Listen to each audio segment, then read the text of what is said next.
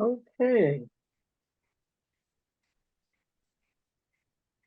All right. The story of David. So far, we're kind of trying to look at his character, and of course the other characters too. Um, but remember, David. David lived. He came to live with King Saul. David played the harp um, for King Saul, and he loved and respected King Saul. And don't want to forget that when we as we go on here. So David went to battle for King Saul and was very successful. Okay. And so what that did is that stirred up in King Saul the fact that David was being, we learned last week that the women kept saying that Saul slayed by um, uh, thousands and David by tens of thousands and whatnot, and it has um, stirred up the ire of Saul. So, all right, and but we have to look at this because David remains steadfast in his respect for him for King Saul as the king of Israel, and remember the head of the religion too, and so David remains um, uh, faithful to that, and even even when we last week King Saul threw threw javelins at him, it's like David, he remained faithful. I think perhaps he probably was wondering in his mind, you know, why is he doing that? But he was able to avoid them. Okay, and the reason, basically, though David is going along as he has been called and guided, and he's not thinking but the way we are about these things now. Well, he threw javelins at him, and whoa, uh, but uh, the Spirit of the Lord was with David, and that's what it is throughout all of these things. That is why, I mean, that's the why David was so successful, and uh, why he's able to maintain his let's say to maintain his cool. I mean, because we've already learned about several times the King Saul trying to do David in, but David has not done revenge.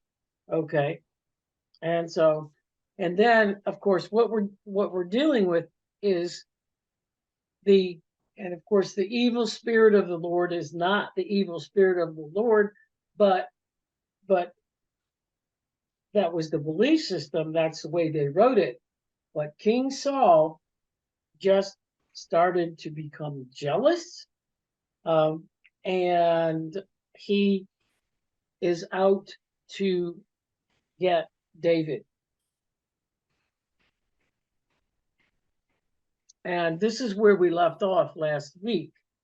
And Saul saw and knew that the Lord was with David. And Saul, you know, in the beginning, Saul was the Spirit of the Lord was with Saul. Okay, in the beginning, we saw that. Okay, but what happened to Saul? Well, the Spirit of the Lord with him means, that he was following the guidance of God and all that. But then when it talks about the spirit of the evil spirit came over Saul, well, what we're saying here is that what happens, that's what happens when jealousy enters in.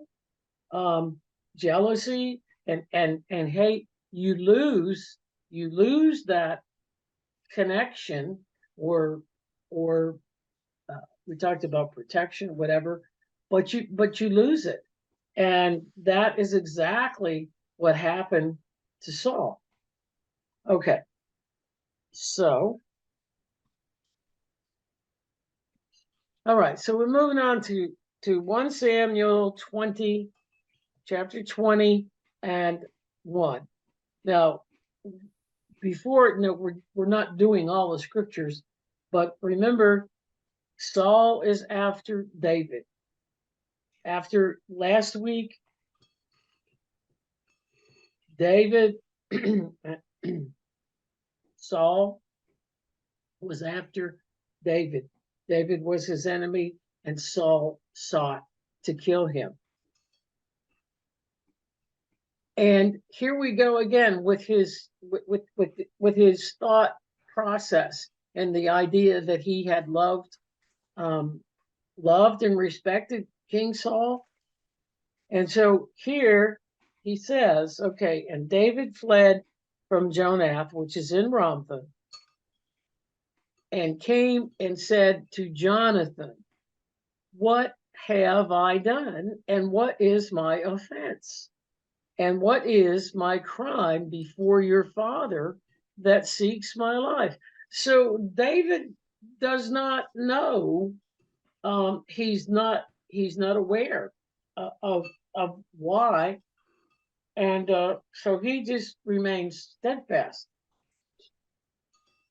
Pardon me. And Jonathan said to him, God forbid, you shall not die. Behold, my father does nothing, either great or small, which he does not reveal to me. And why should my father hide this thing from me? It is not so. And David swore, moreover, and said, it is because your father knows that I have found favor in your eyes. Which, remember, David and Jonathan have that covenant, that sworn friendship covenant. Therefore, he has said, let not Jonathan know this, lest he be grieved. But truly, as the Lord lives, and as your soul lives, there is but a step between me and death. And that's David talking. So he doesn't know why, but he knows that the king is after him. Then Jonathan said to David, whatever you desire, I will do for you. That's the covenant. That's the friendship. And Jonathan, in spite of being the son of King Saul, is going to have David's back throughout all of this.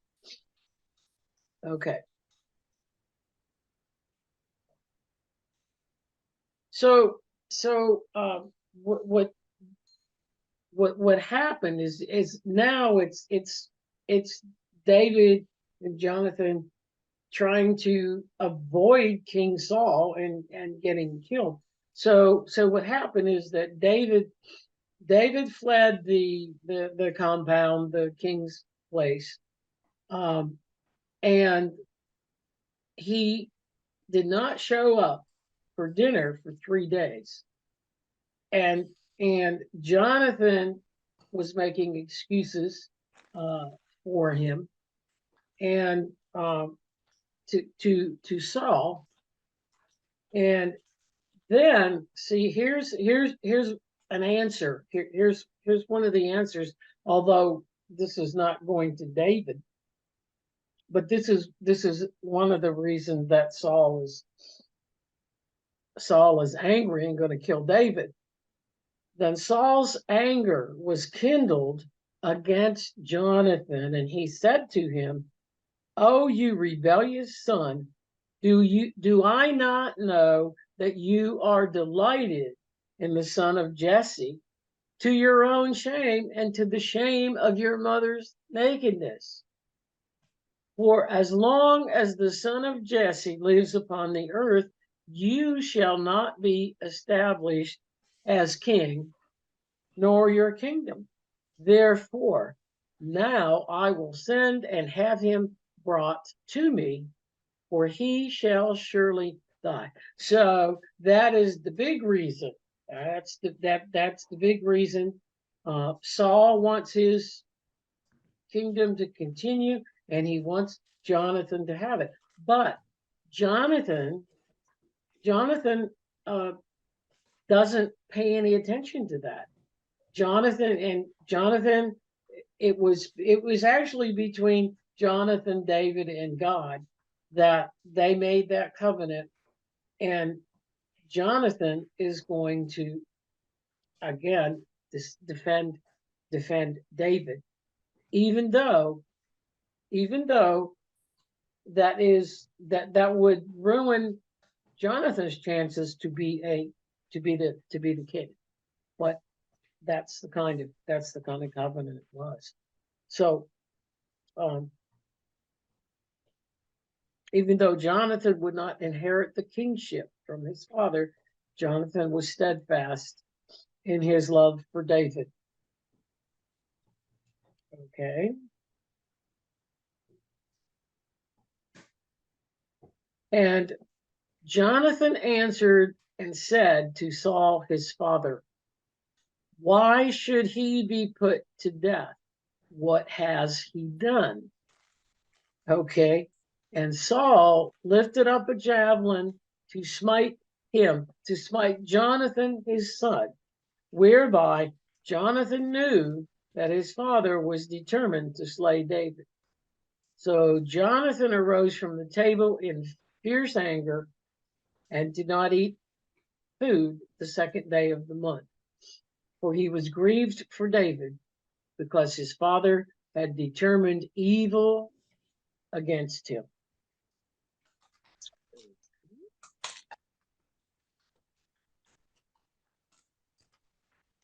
Now, this is a famous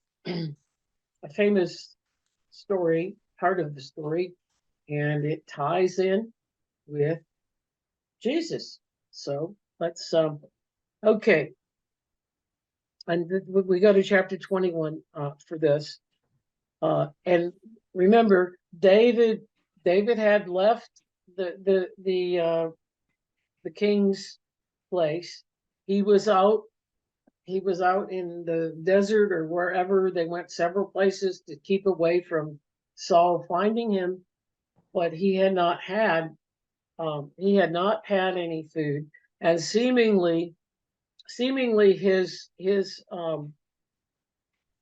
troops, his servants, whatever you want to call them, were with him, and they had not had any food either.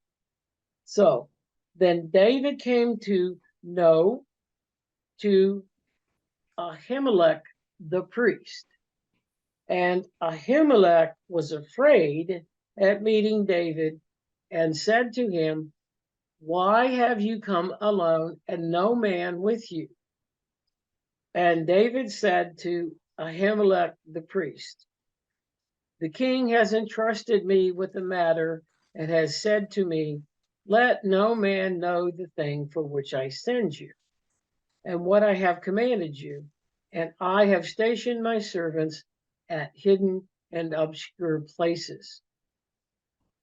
Now, therefore, what provisions have you in your possession? Give me 5 loaves of bread in my hand, or whatever can be found.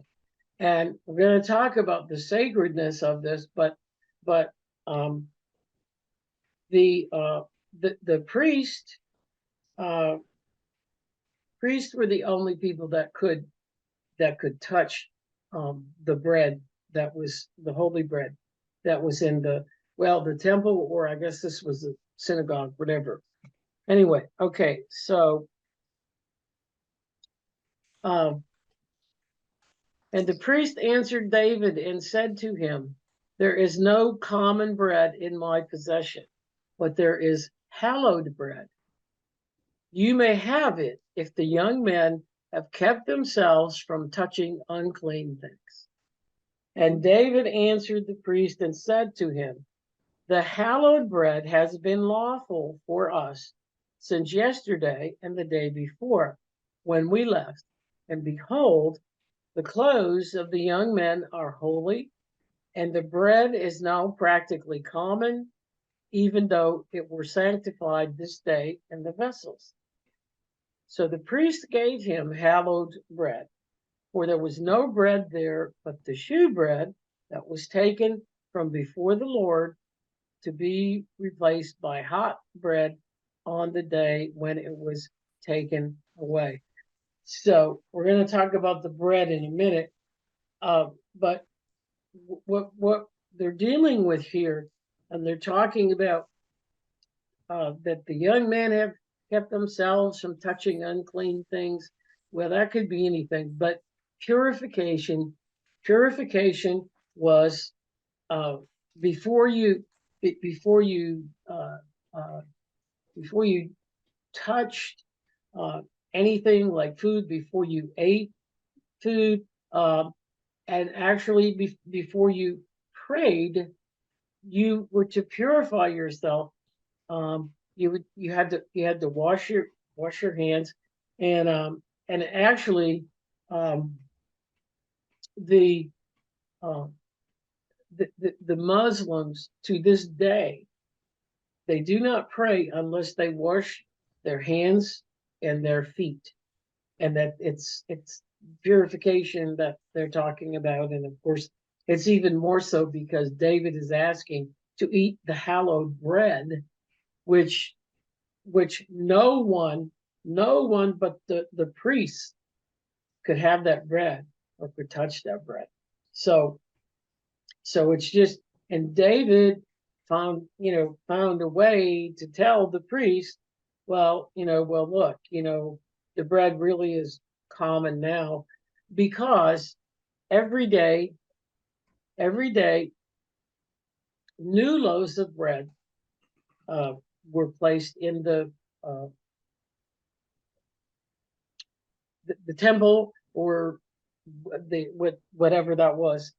uh, I'll say synagogue, but I don't know that there were synagogues then. But anyway, that is what that is how it worked.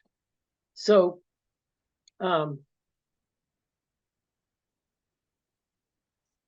I'm just gonna jump ahead here a couple minutes, and then I'm gonna go back to that.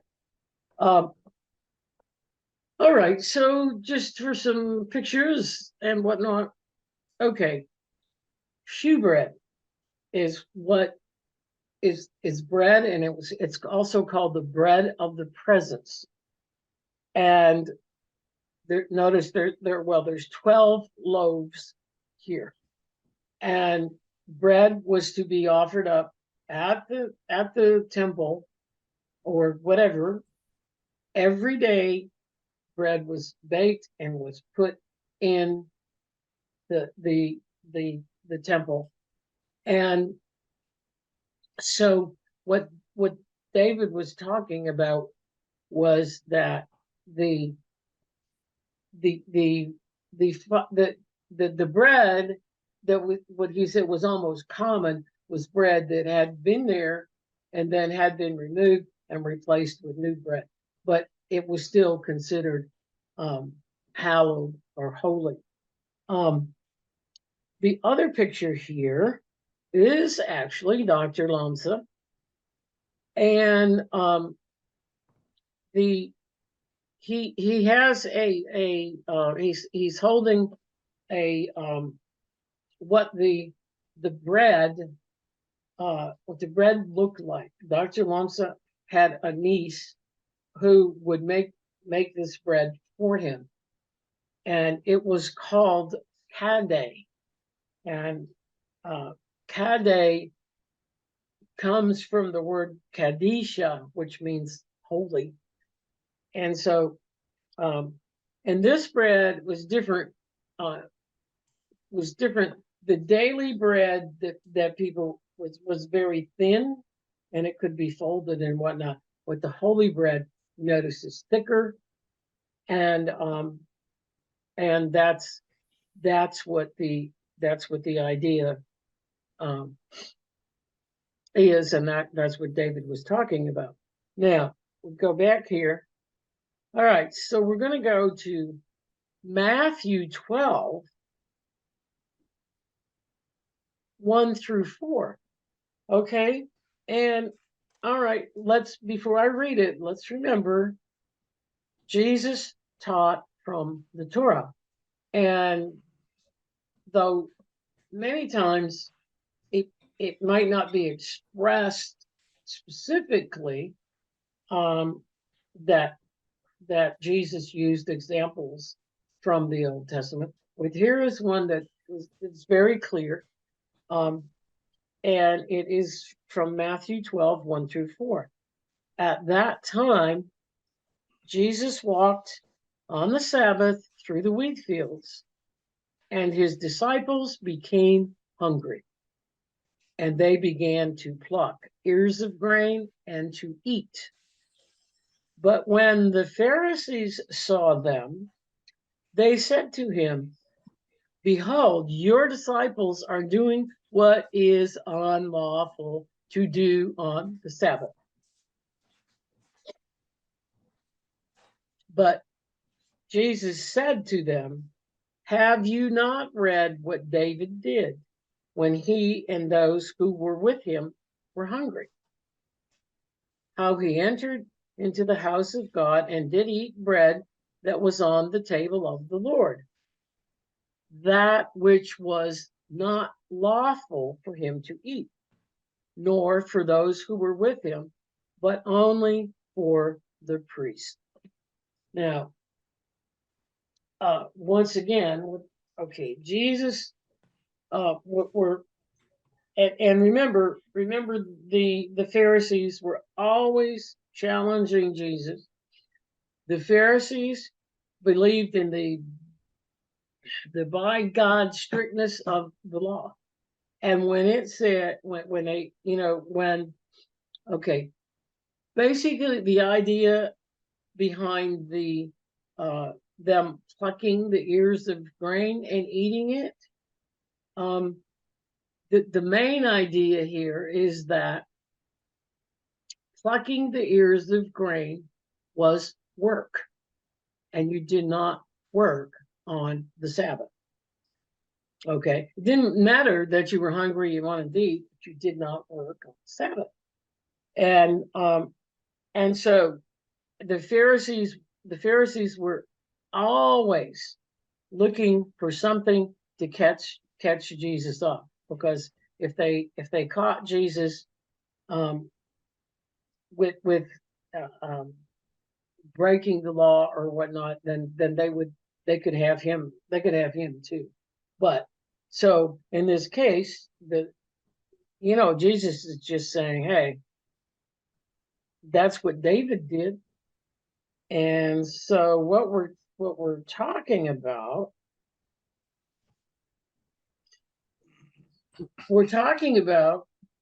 I thought we would just take up on this for tonight.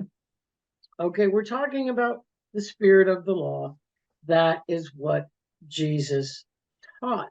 Now, and he taught it because the people of the time, the Pharisees, were so strict. They had no compassion, nothing. They did not care that you might have been hungry or that somebody was starving on the Sabbath. They didn't care. The law was that you didn't pluck those ears of wheat and do that on the Sabbath. So, and I just put that Jesus, of course, taught the spirit of the law, but David knew the laws too about shewbread being holy, but I guess what you might say is he practiced the spirit of the law. He didn't necessarily break the law, kind of bended it a bit, because the bread that he got was a day old, maybe two, I don't know, but it had already been replaced in in the temple. And so, you know, hunger overrode the strict enforcement of the law. And when Jesus, that's what Jesus taught throughout, the spirit of the law. And the spirit of the law was, he never really broke the law, but he challenged those laws where there was no compassion, and love. That was just, this is the law. Now, um, I can attest to you that even nowadays, Orthodox in Orthodox Judaism, they now I think that they do have compassion, but in many cases, exceptions, so to speak, but they do practice very strict laws concerning the Sabbath, um, including, um, well, I could just give you the example, um, pushing pushing an elevator button on the Sabbath. You could not do that. No way on the Sabbath could you push an elevator button. And so when I was there, of course, I was like, huh? But what they do is they push, all of the buttons are lit all the time. And automatically the elevator stops at each floor, and that's that, because they can't touch um, the elevator buttons. And so that's just uh, that's just an example. Uh, and when it comes to, they don't cook on the Sabbath either. Um, so anyway, that's where it originated from. And but what Jesus was saying was that, you know, he was just pointing out to the Pharisees that eating ears of wheat on Sabbath, it I mean, it's not breaking the law, because they were hungry. So I thought that we sort of jumped into the Gospels, but I thought that we would just kind of end with that tonight. Um, it's a little short, but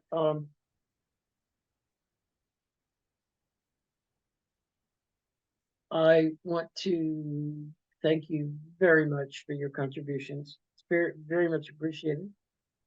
And so I'm gonna. I just thought maybe we'll look at the spirit of the law. Okay, and do we have any laws that might need a little compassion according to the spirit of the law, as opposed to strict enforcement? Now, I'm going to put out my example, and I'm sure, and I hope most of you will. Um, okay, it's probably been maybe 6 or 7 years ago in Arizona, uh, near the border, of course. There were it was a place in the desert where illegal aliens could cross somehow. Okay, and they okay, and what they and when they did, right, they lived out in the desert, and for the most part, most of them died. They were dying out there. So there was a group of people, compassionate people, that um, that all they did was take blankets, because it gets cold in the desert. They took blankets and food, I think, out in the desert to these people. Now, the people who took the food out there were arrested, because the law says that you will do nothing to help illegal aliens. And I don't really know whatever happened, because they had free I don't remember what they called them, but they had signs all over, free, whatever, because that's what they had done. And so that's my example of a strict enforcement of a law with no compassion, no nothing, uh, just it's the law. Period. Okay, so I'm going to ask you guys if you know of any um, laws like that.